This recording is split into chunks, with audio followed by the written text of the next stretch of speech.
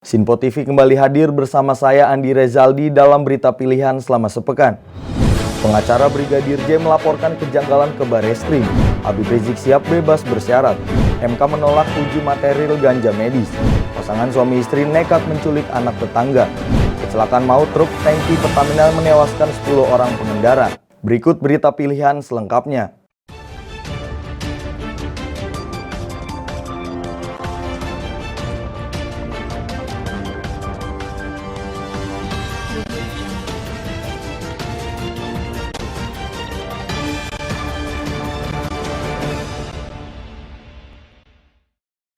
Kasus polisi tembak polisi terus bergulir. Tim pengacara keluarga Brigadir J secara resmi telah melapor ke Bareskrim Polri.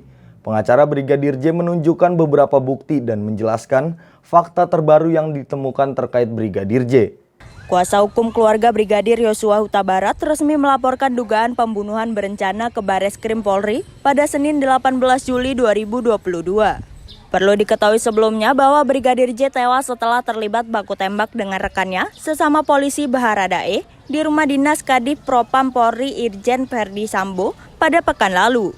Tim kuasa hukum Brigadir J Kamarudin Simanjuntak menunjukkan bukti-bukti berupa foto Brigadir J yang mendapatkan luka-luka berupa sayatan di beberapa bagian tubuhnya. Dirinya juga mengungkapkan ada beberapa fakta lain yang ditemukan, antara lain lokasi terakhir Brigadir J saat berkomunikasi tengah berada di Magelang pada pukul 10 pagi pada tanggal 8 Juli 2022, tepat 1 hari sebelum kejadian.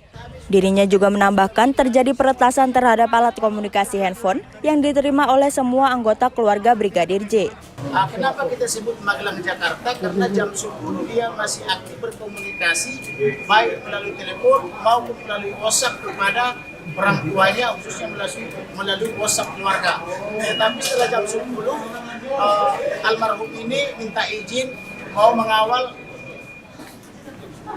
atasannya atau komandan atau siapapun itu yang dikawal harus balik ke Jakarta dengan asumsi perjalanan 7 jam. Jadi artinya 7 jam ini jangan ada telepon dulu. Jam 10 itu berarti di Magelang? Jam 10 pagi itu di Magelang. Itu tanggal berapa?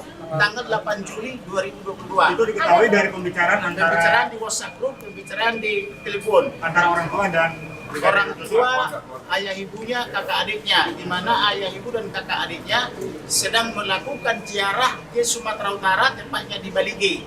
Jadi percakapan mereka terakhir itu ada di Balige, Sumatera Utara dengan korban di Magelang. Nah, tapi setelah jam 10 dia minta izin untuk melakukan pengawalan balik ke Jakarta. Jadi perkiraan perjalanan 7 jam. Jadi tidak etis misalnya seorang ajudan mengawal pimpinan masih WhatsApp telepon. Jadi diminta 7 jam jangan diganggu dulu. Nah, setelah lewat 7 jam yaitu jam 17, maka orang tuanya atau keluarganya yang sedang berada di sana di Sumatera Utara mencoba menelepon, tidak bisa, di WhatsApp ternyata sudah terblokir. Dengan terblokirnya dan nomor-nomor mereka baik kepada ayah ibunya, termasuk kakak adiknya, termasuk ke WhatsApp grup, maka mereka mulai gelisah. Tetapi kemudian berlanjut dengan pemblokiran dan peretasan semua handphone keluarga. Ayah ibunya handphonenya tidak bisa dipakai, kakak adiknya semua handphonenya tidak dipakai kurang lebih 1 minggu. Jadi artinya ini ada dugaan pembunuhan terencana, sehingga bagaimana caranya handphone itu bisa dikuasai passwordnya. Berarti sebelum dia dibunuh, ada dulu ini dugaan pemaksaan untuk membuka password handphone. Dari Jakarta, Galuh Anggara Mutia melaporkan untuk Sinpo TV. Anggota Komisi 3 DPR Arsul Sani turut merespon putusan Mahkamah Konstitusi yang menolak permohonan uji materi Undang-Undang Narkotika terkait dengan penggunaan ganja medis untuk kesehatan. Menurutnya lintas fraksi telah solid untuk tetap berjuang merevisi Undang-Undang Narkotika. Mahkamah Konstitusi telah menolak uji materi Undang-Undang Narkotika terkait penggunaan ganja medis untuk kesehatan. Lantaran MK menilai materi yang diuji tersebut merupakan kewenangan DPR dan pemerintah. Menanggapi itu, anggota Komisi 3 DPR fraksi P3 Arsul Sani mengatakan, putusan MK terkait Undang-Undang Narkotika merupakan mekanisme judicial review. Sementara masih ada legislative review yang masih berlangsung di DPR.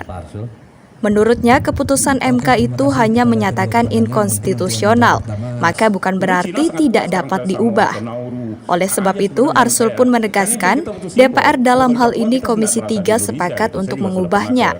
sehingga masih ada kesempatan untuk melegalkan ganja medis. Ikuti apa yang diputuskan oleh MK dan tentu uji materi yang diajukan oleh warga masyarakat yang keluarganya menderita cerebral palsy itu. Nah, kalau saya ikuti ya, di antara yang dituntut oleh pemohon uji materi itu adalah minta agar pasal 8 ayat 1 Undang-Undang Nomor 35 Tahun 2009 Undang-Undang Narkotika itu untuk dinyatakan bertentangan dengan konstitusi. Ini kan salah satu petitum atau permohonan yang ditolak oleh MK. Tetapi tidak berarti pasal 8 ayat 1 Undang-Undang Narkotika itu nggak bisa dirubah. Karena MK berpendapat itu merupakan open legal policy, kebijakan hukum yang terbuka, artinya dikembalikan terserah pada pembentuk undang-undang, dalam hal ini DPR dan pemerintah. Apa sih pasal 8 ayat 1? Pasal 8 ayat 1 itu berbunyi adalah narkotika golongan 1 ya, dilarang dipergunakan untuk pelayanan kesehatan. Nah, di dalam revisi Undang-Undang Narkotika yang sekarang sedang berproses di DPR, dalam hal ini di Komisi 3 ya, maka ya nanti kembali apa yang menjadi kesepakatan DPR dan pemerintah. Sementara ini sejumlah fraksi ya, termasuk fraksi kami P3, ini agar istilahnya bukan legalisasi ganja untuk medis, tetapi relaksasi ganja untuk keperluan medis. Relaksasinya apa? Relaksasinya itu dalam bentuk ada perubahan ya, bunyi dari pasal 8 ayat 1. Yang kami usulkan pasalnya itu nanti berbunyi kira-kira seperti ini. Narkotika golongan 1 dapat dipergunakan untuk keperluan pelayanan kesehatan dengan syarat-syarat dan ketentuan-ketentuan ya yang ditetapkan dalam satu peraturan perundangan. Peraturan perundangannya apa? Silahkan nanti kita sepakati apakah peraturan pemerintah, peraturan presiden atau peraturan menteri kesehatan ya. Dari Jakarta, Sri Dewi Andayani, Davarizkiano melaporkan untuk Sinpo TV. Ketua Komite 2 DPD RI Daerah Pemilihan Papua, Yoris Raweyai, mengecam aksi kekerasan yang baru ini kembali dilakukan oleh kelompok kriminal bersenjata hingga menyebabkan tewasnya 10 warga Kabupaten Nduga, Papua pada Sabtu lalu. Ketua Komite 2 DPD RI sekaligus Ketua MPR for Papua, Yoris Raweyai, khawatir dengan aksi KKB yang semakin menambah daftar panjang peristiwa kekerasan di wilayah Papua. Sebelumnya, kelompok kriminal bersenjata ini kembali berulah dengan menyerang 12 warga sipil secara brutal, hingga menewaskan 10 warga di Kampung Nogolait, Distrik Kenyam, Kabupaten Nduga, Papua. Dalam peristiwa itu, Yoris menilai aksi KKB di Papua ini semakin terfokus pada wilayah konflik Papua yang tak hanya menyasar orang asli Papua, tetapi juga masyarakat umum, sehingga hal ini sangat meresahkan dan mengancam keutuhan negara. Kami ingin menyampaikan kepada pemerintah, khususnya kepada aparat penegakan hukum baik TNI ataupun Polri, untuk bisa segera mengambil langkah-langkah hukum yang tegas. Karena peristiwa ini di tempat yang sama, ini sudah 2 kali yang besar ya. Pertama Istaka Karya, 4 tahun yang lalu, kemudian ini hari, 11 orang. Ini tidak bisa dibiarkan, karena ini kejadian yang menghilangkan nyawa masyarakat sipil dengan tidak melihat latar belakang dia itu siapa. Ada pendeta, ada guru, ada masyarakat yang pedagang, dan ada masyarakat yang biasa. Nah, ini tidak boleh terulang, dan ini sudah kedua. Mudah-mudahan ini yang terakhir. Kami menghimbau kepada pemerintah dan meminta agar segera pemerintah mengambil langkah-langkah hukum, terutama TNI dan Polri. Sementara itu, anggota Komisi 3 DPR RI Arsul Sani mengatakan, Permasalahan kelompok kriminal bersenjata di Papua tak cukup jika hanya mengandalkan keamanan militer, namun juga harus dilakukan melalui pendekatan hukum. Menurutnya, kompleksitas sosial demografi di wilayah Papua membuat pemerintah harus mengedepankan pendekatan dengan penanganan konflik sistematis. Karena itulah yang menjadikan kemudian menyelesaikan persoalan Papua ini, saya kira memang harus diakui jauh lebih rumit daripada menyelesaikan misalnya Aceh atau bahkan dulu Timor. Ya, ini catatan pertama yang saya kira kita sudah sama-sama tahu sebetulnya. Ya, saya hanya merefreshing saja. Ya, nah di antara itu tadi, ya, kebinekaan dalam banyak hal yang ada di Papua itu, ya. Saya kira kemudian kita juga diwarisi oleh pendekatan, saya tidak ingin mengatakan salah, yang tidak pas, terutama sebelum masa reformasi dan yang mengedepankan lebih banyak kemudian pendekatan militer, ya. Karena kemudian KKP atau dulu OPM lah kita sebut begitu, ya, dihadapi sebagai sebuah gerakan separatis yang kemudian pendekatannya atau approach-nya adalah war approach atau military approach, bukan pendekatan penegakan hukum. Dari Jakarta, Sri Dewi Andayani, Dava Rizkiano melaporkan untuk Sinpo TV. Mantan Imam Besar Ormas FPI Habib Rizik Syihab telah dinyatakan bebas bersyarat usai menjalani masa tahanan sejak tanggal 12 Desember 2020 lalu. Mantan Imam Besar Ormas FPI Habib Rizik Syihab hari ini resmi dinyatakan bebas secara bersyarat setelah menjalani masa tahanan sejak tanggal 12 Desember tahun 2020 lalu, di mana Habib Rizik Syihab setelah dinyatakan bebas secara bersyarat harus menjalani masa percobaan hingga tanggal 10 Juni tahun 2022 ini. Dapat diinformasikan bahwa saat ini saya sedang berada di sekitar kediaman dari Habib Rizik Syihab yang berada di Petamburan 3, Jakarta Pusat, di mana memang sejak pagi tadi sudah diramaikan oleh para simpatisan dari Habib Rizik Syihab sendiri. Dan untuk saat ini para awak media masih memenuhi atau meramaikan di sekitar kediaman dari Habib Rizik Syihab sendiri. Dapat dilihat situasi di lokasi ini, memang para simpatisan ini tidak hanya untuk menyambut Habib Rizik, tetapi juga mereka membagikan makanan kepada warga sekitar dan juga para awak media. Ketika ditanya apa tujuannya, pembagian makanan ini sebagai rasa syukur dari para simpatisan atas dibebaskannya secara bersyarat Habib Rizik Syihab. Perlu diinformasikan memang tadi Habib Rizik Syihab sendiri keluar dari Rutan Cipinang sekitar pukul 6.45 waktu Indonesia Barat dan tiba di Petamburan 3 Jakarta Pusat ini tepatnya di kediamannya sekitar pukul 7.18 waktu Indonesia Barat. Sebelumnya memang dapat diinformasikan bahwa Habib Rizik Syihab ini tersandung kasus swab test yakni di Rumah Sakit Umi. Habib Rizik divonis 4 tahun penjara setelah dinyatakan dinilai menyebarkan berita hoax dan juga dinilai telah menimbulkan perpecahan di publik atau menimbulkan keributan di publik. Dan ini lalu kemudian vonis Habib Rizik tersebut dikurangi 2 tahun oleh Mahkamah Agung di atas tingkat kasasi.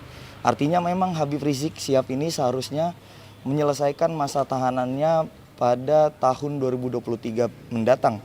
Pihak dari Kementerian Hukum dan HAM sendiri menjelaskan bahwa alasan dibebaskannya Habib Rizik Syihab secara bersyarat adalah Habib Rizik sendiri sudah memenuhi syarat secara administratif dan substansif, sehingga memang Habib Rizik sendiri layak mendapatkan haknya untuk menerima remisi dan juga integrasi sesuai dengan peraturan Menkumham nomor 3 tahun 2018 yang isinya mengatur salah satunya tentang remisi yang layak didapatkan oleh Habib Rizik Syihab. Demikian informasi yang bisa saya sampaikan dari Jakarta. Andi Rezaldi, Depananda melaporkan untuk Sinpo TV. Partai Garuda menggelar rapat pimpinan nasional yang dihadiri oleh seluruh DPD Indonesia dan seluruh DPC wilayah Papua.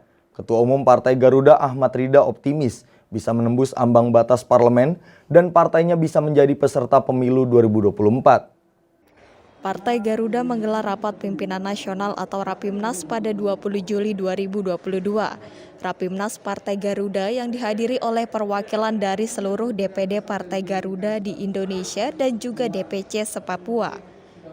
Dengan tagline meneguhkan komitmen menembus ambang batas parlemen, Partai Garuda menargetkan untuk bisa lolos sebagai peserta pemilu 2024. Hal itu disampaikan oleh Ketua Umum Partai Garuda Ahmad Rida Sabana.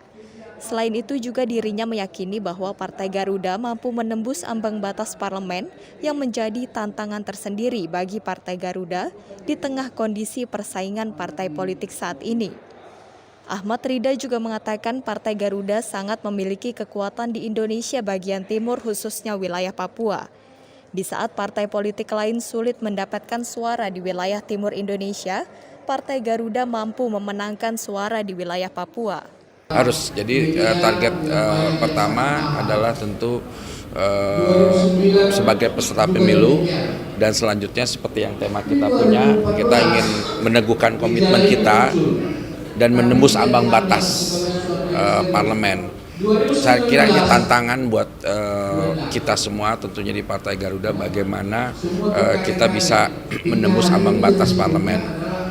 Di tengah persaingan dan rivalitas partai politik yang luar biasa, kami tetap yakin dengan infrastruktur yang kami punya, dengan soliditas teman-teman kita di seluruh Indonesia, dan tentunya militansi sebenarnya teman-teman di Indonesia yang saya kira itu yang kita punya.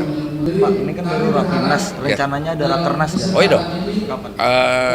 Rapimnas ini adalah ya tadi kami sampaikan fokus pada proses verifikasi. Nanti setelah kita menyelesaikan verifikasi dan kita lolos, kita akan melanggakan Rakernas. Nah, Rakernas kita akan selenggarakan lebih luas lagi dengan melibatkan DPC seluruh Indonesia. Saya kira itu targetnya. Yang saya sampaikan bahwa Partai Garuda ini kebetulan di saat partai politik sulit untuk mendapatkan kursi di Indonesia bagian timur, gitu loh, Partai Garuda memastikan khususnya di Papua, gitu, kita termasuk yang mayoritas. Nah, inilah keunikan karena memang kerja keras teman-teman di Indonesia Timur lebih ini. Namun bukan karena tantangan di tengah atau di barat memang luar biasa. Mungkin karena fokusnya partai-partai politik yang parlemen jauh di pusat mengingat kursi, dan mereka mungkin fokus juga pada Pilpres ya, jadi mereka lebih kepada itu sih saya pikir. Usai gelaran Rapimnas, rencananya Partai Garuda akan menggelar Rakernas yang akan dihadiri oleh seluruh DPD dan DPC Partai Garuda di seluruh Indonesia. Dari Jakarta, Andi Rezaldi, Depananda melaporkan untuk Sinpo TV. Menteri Pertahanan Pak Bowo menerima kunjungan perwakilan Forum Pimpinan Redaksi di Kementerian Pertahanan, Jakarta pada Selasa sore. Diskusi berlangsung santai dengan membahas isu negara. Menteri Pertahanan Pak Bowo menerima kunjungan perwakilan Forum Pimpinan Redaksi di Kementerian Pertahanan Jakarta Selasa sore. Pertemuan tersebut berlangsung dengan hangat yang diselingi diskusi ringan antara pimpinan redaksi dengan Pak Bowo. Sebagai bentuk jamuan, para pimpinan redaksi ngobrol santai bareng Pak Bowo dengan hidangan teh hangat. Dalam kesempatan ini, Pak Bowo menyampaikan soal pentingnya pertahanan untuk menjaga kemerdekaan dan keselamatan sebuah negara. Sesi tanya-jawab antara pimpinan redaksi dengan Pak Bowo jadi momen serius untuk membahas keutuhan negara. Di sini Pak Bowo juga berpesan dari sebuah pengorganisasian masyarakat yang baik, aparat sipil baik, tentara polisi yang baik, dan pemimpin daerah yang baik bisa menjadi sebuah keselamatan sebuah negara. Secara simbolis sebagai bentuk kenang-kenangan, Pak Bowo memberikan cindramata buku hasil karyanya, berikut dengan tanda tangan Pak Bowo kepada Forum Pimpinan Redaksi yang hadir di Kementerian Pertahanan. Dari Jakarta, tim liputan melaporkan untuk Sinpo TV. Berdalih ingin memiliki anak dari pernikahan siri dengan suami kedua, seorang wanita asal Madura, Jawa Timur, nekat membawa lari seorang bayi berusia 6 bulan. Anak dari pasangan suami istri Agung dan Zahra, asal Tambora, Jakarta Barat. Setelah dibawa kabur selama kurang lebih 4 hari, IN bayi berusia 6 bulan anak pasangan Agung dan Zahra, warga Krendang, Tambora, Jakarta Barat, kembali ke pangkuan keluarga. IN diketahui dibawa lari tetangganya sendiri berinisial SD pada tanggal 13 Juli saat tengah tidur sendiri di kamar rumahnya. Sementara, sang nenek yang dititipkan oleh ibu korban sedang melayani pembeli di warung saat peristiwa penculikan terjadi. Awalnya orang tua korban tak menyangka anaknya dibawa lari pelaku, namun keberadaan bayinya diketahui dibawa oleh pelaku setelah ada gambar mirip anaknya di salah satu media sosial. Setelah diselidiki polisi, ternyata SD membawa lari anak korban ke rumah suami sirinya di Dusun Pangkerep, Kabupaten Sampang, Madura. Dari keterangan pelaku, motif pelaku membawa lari bayi korban karena ingin memiliki anak dari keluarganya yang baru. Jadi korban atas nama IN ini usia 5 bulan 26 hari, di mana pada saat itu IN ini sedang tidur bersama dengan neneknya di rumahnya, kemudian didatengin oleh saudara ZD. ZD ini datang ke rumah korban meminta kepada neneknya untuk si anak ini untuk bersama-sama dengan dia untuk bermain dan sebagainya di rumahnya. Namun ditolak karena anak tersebut sedang tidur. Tanpa sepengetahuan neneknya, si IN ini diambil diam-diam oleh saudari SZD. Setelah ibunya daripada korban ini pulang mengecek anaknya tidak ada di rumah. Kata neneknya sepertinya diambil oleh saudara SD, sehingga ibunya mengecek di rumah kontrakan tersebut tetapi sudah dalam kondisi terkunci dan lampu mati. Saudari SD ini, ZD ini melaporkan ke kami ke Polsek Tambora. Jadi tuh dia posisinya lagi di ayun, terus dijagain sama nenek sayanya lagi kerja, belum pulang kerja. Nenek saya, dia bilang ke nenek saya, "Nek, naranya saya pinjem ya, buat di kamar doang, saya kesepian, sendirian." Terus kata nenek saya gini, "Jangan, nanti yang ada dibawa ngelayap lagi." Dibawa pergi ke kontrakan dulu sebelumnya dia, terus ganti baju kali si Dewinya itu. Langsung pergi dia naik travel. Kini, kedua tersangka dikenakan pasal 76F Jungto pasal 83 Undang-Undang RI nomor 35 tahun 2014 tentang perlindungan anak dengan ancaman hukuman 15 tahun penjara. Dari Jakarta, tim liputan melaporkan untuk Sinpo TV. Ditinggal pergi ke warung selama kurang lebih 10 menit, 2 unit sepeda motor milik warga perumahan Permata, Cengkareng, Jakarta Barat, raib dibawa kabur 6 orang pelaku spesialis komplotan pencurian sepeda motor.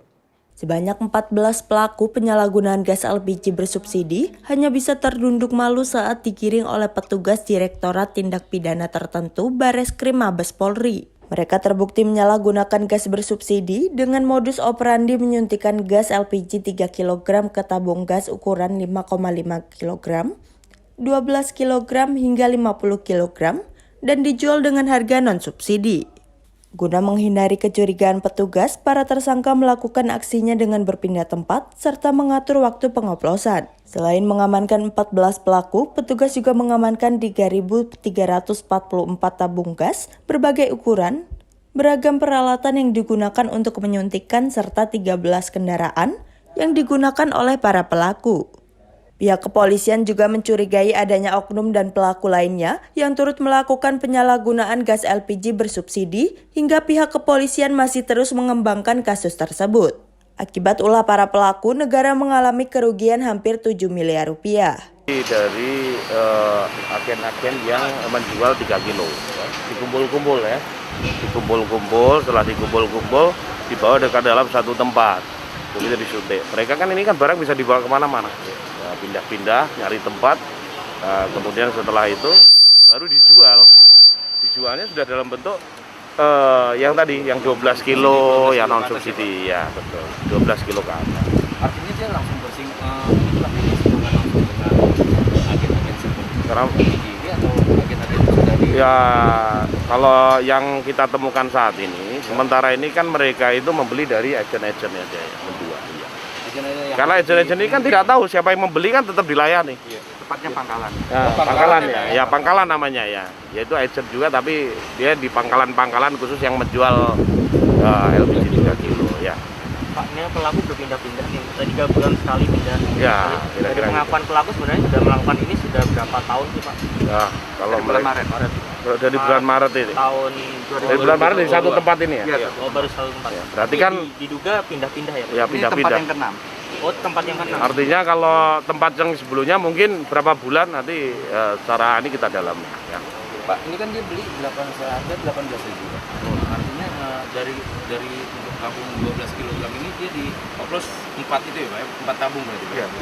Ya bisa jadi 4 tabung, ya. Tapi terkadang juga kan belum tentu sampai 4 tabung. Dengan ukurannya iya, kan bisa juga ukurannya, bisa juga kan memang perlu ada pengecekan ya.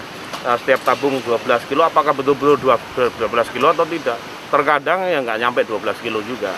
Tapi kita melihatnya substansinya adalah mereka adalah dari 3 kilo yang disubsidi pemerintah ya kan, disuntikan ke tabung 12 kilo ke atas.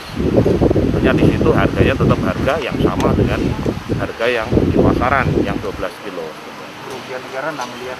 Ya mungkin intinya kalau disimulasikan dari operasi mereka ini paling tidak selama berapa bulan ini kan ya potensi atau penghitungan kerugian negara kurang lebih ya 7 miliar, hampir 7 miliar. Selama bulan Maret ini sampai ya. Satu tabungnya artinya dia pelaku ini bisa mengantongi keuntungan 50 sampai 60 miliar. Ya kira-kira kan rekan-rekan bisa dihitung harga 3 kilo kepada harga di 12 kilo itu. Tinggal dilihat disparitasnya. 12 kilo 135.000. Ya. Pasalnya sendiri Pak, para pelaku ini dikenakan pasal. Tadi udah sampaikan pasal 55 ya. Undang-Undang Migas.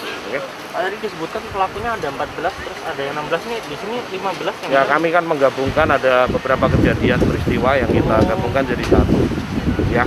Nah, mungkin juga bisa bertambah lagi. Para pelaku dijerat pasal 55 Undang-Undang Nomor 22 Tahun 2001 tentang minyak dan gas bumi dengan ancaman hukuman maksimal 6 tahun penjara dan denda maksimal 60 miliar. Dari Jakarta, tim Sinpo TV melaporkan. Direktorat Tindak Pidana Tertentu Bareskrim Polri meringkus 14 orang pelaku pengoplos gas di Pulau Gebang, Cakung, Jakarta Timur. Polisi juga berhasil mengamankan 3.000 lebih tabung gas berbagai macam ukuran dengan belasan kendaraan pick-up dan truk. Peristiwa pencurian 2 unit sepeda motor milik warga yang tinggal di Jalan Biduri Bulan, Komplek Perumahan Permata Cengkareng, Jakarta Barat ini terekam kamera CCTV. Dalam video ini, terlihat 4 orang pria dengan menggunakan 2 unit sepeda motor menyatroni rumah korbannya. Sebelum beraksi, kawanan spesial pencuri motor ini diduga telah memutari kompleks untuk mencari sasaran. Ketika melihat ada motor terparkir di luar rumah, kelompok ini kemudian berhenti. Awalnya komplotan curanmor ini berusaha mengambil motor sport yang berada di teras rumah korban dengan cara merusak kunci gerbang. Setelah itu langsung menggasak motor metik yang diparkir di depan rumah korban. Aksi para pelaku ini terbilang nekat lantaran beraksi saat warga sudah banyak yang melakukan aktivitas di lokasi. Hanya dalam hitungan menit, para komplotan curanmor ini berhasil melarikan 2 unit sepeda motor korban. Ditemui pada Rabu pagi, Haryanti, korban pemilik motor, menjelaskan saat peristiwa itu terjadi pada tanggal 6 Juli lalu, dirinya beserta sang anak tengah tertidur, sementara suaminya pergi ke warung sekitar kurang lebih 10 menit, dan ketika sang suami kembali dari warung, mendapati 2 motor miliknya sudah hilang dengan pintu gerbang yang sudah terbuka. Korban mengaku sudah melaporkan peristiwa pencurian kendaraan bermotor ini ke pihak kepolisian, namun tidak ditindaklanjuti oleh petugas kepolisian Polsek Cengkareng, yang akhirnya membuat korban memutuskan menyebar video aksi rekaman CCTV ke media sosial dengan harapan para pelaku dapat ditangkap. Habis pulang itu capean kali, habis pindahan juga, habis pulang warung juga kecapean, tidur kita. Dan si bapak balik lagi ke warung. Karena kita baru ganti meja kan, bapak perasaan nggak enak, pulang dia 10 menitan lah. Pagar udah kebuka, motor nggak ada semua. Berarti posisi Bapak lagi di warung atau lagi di dalam? Bapak di warung, Oh, lagi di warung. yang di rumah saya sama anak-anak saya. Oh, berarti si bapaknya lagi keluar juga. Ibu sama anak-anak di dalam. Iya, Motor berapa Bu yang hilang berarti?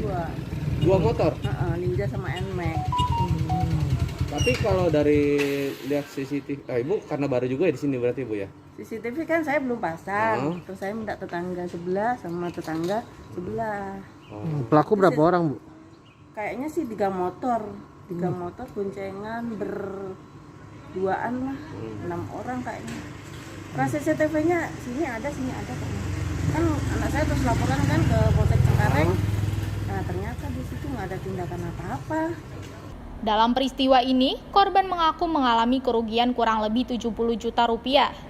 Dari Jakarta, tim liputan melaporkan untuk Sinpo TV. Terjadi kecelakaan maut di jalur alternatif Cibubur yang melibatkan truk muatan tangki bensin Pertamina. Dalam peristiwa ini 10 orang dikabarkan tewas dan salah satunya merupakan anggota TNI Angkatan Laut aktif. Kecelakaan maut yang melibatkan truk tangki Pertamina di jalur alternatif Cibubur pada Senin sore lalu menewaskan hingga lebih dari 10 korban jiwa, termasuk pasangan suami istri dari anggota aktif TNI AL, yakni Peltu Suparno dan Priyastini. Suasana duka sangat terasa di pemakaman anggota TNI AL Peltu Suparno dan Priyastini di Komplek TNI AL, Desa Sukamanah, Kecamatan Jonggol. Usai disolatkan, kedua jenazah yang meninggalkan 1 orang anak ini dimakamkan 1 liang lahat secara militer. Pemakaman dilakukan di Taman Makam TNI Angkatan Laut Desa Sukamanah, Kecamatan Jonggol, Kabupaten Bogor. Upacara secara militer, kebetulan kami sendiri yang akan ditunjuk sebagai inspektur kebakaran. Nanti sekitar jam 13.00. Rencana pemakaman ini di lokasi di mana, Pak? Di lokasi ini, Pak, di tempat pemakaman keluarga TNI AL Jonggol. Pak, untuk korban sendiri meninggalkan berapa orang putra? 1 orang putra. Atas nama Pak Mas Bagus Sadewo. Dan pemakaman ini secara militer atau seperti apa? Secara militer, Pak. Pak, korban sendiri di kesatuan sendiri seperti apa sih? Orangnya sangat bagus sekali, sangat kerja keras. Terus kalau dikasih kerjaan langsung diaksi, langsung. Jadi menurut saya beliau orang yang baik di kesatuan kami. Kami sendiri merasa kehilangan dengan meninggalnya beliau. Ada komunikasi terakhir ya sama teman-teman? Komunikasi sama kita ya hanya sebatas kerja, karena kan tidak ada firasat dari Bapak atau dari kami, ya kita hanya dari kerja seperti biasa bersama rekan kerja. Jadi ya memang tidak ada firasat apa-apa. Ada momen paling berkesan di situ? Berkesannya setiap kami kasih kerjaan langsung dikerjakan sama beliau, langsung selesai. Kami sebagai atasan juga merasa kehilangan sosok beliau. Oh izin Pak, untuk ke depan nanti sang anak bagaimana, apakah nanti diasuh oleh saudaranya atau bagaimana? Kalau sang anak ya kita Angkatan Laut masih bertanggung jawab sampai mengenai selesai kuliah, karena yang bersangkutan saat ini sedang menyelesaikan skripsi di semester 8 di Bina Dharma. Pak, dari pihak Pertamina sendiri udah ada tanggung jawabnya untuk gimana, Pak? Pihak Pertamina Jasa Harja tadi malam langsung sudah ke Rumah Sakit Polri, sudah menemui di sana. Ya, mereka ya sangat bertanggung jawab. Mereka sangat bertanggung jawab dengan kejadian ini. Walaupun ini kan kecelakaan kita kan nggak mau ya. Jadi karena ini musibah ya, mereka bertanggung jawab. Makanya begitu korban jenazah tiba di rumah sakit, langsung pihak Jasa Harja maupun dari pihak Pertamina langsung datang. Semasa hidupnya, sosok almarhum Peltu Suparno dikenal sebagai pribadi yang baik dan pekerja keras. Kerabat hingga komandannya mengaku merasa kehilangan atas meninggalnya Peltu Suparno. Dari Bogor, Jawa Barat, tim liputan melaporkan untuk Sinpo TV. Demikian berita sepekan kali ini. Tetap saksikan berita terkini di Sinpo TV, Sinpo ID, dan media sosial Sinpo lainnya. Saya Andi Rezaldi beserta kru pamit undur diri. Selamat berakhir pekan dan sampai jumpa.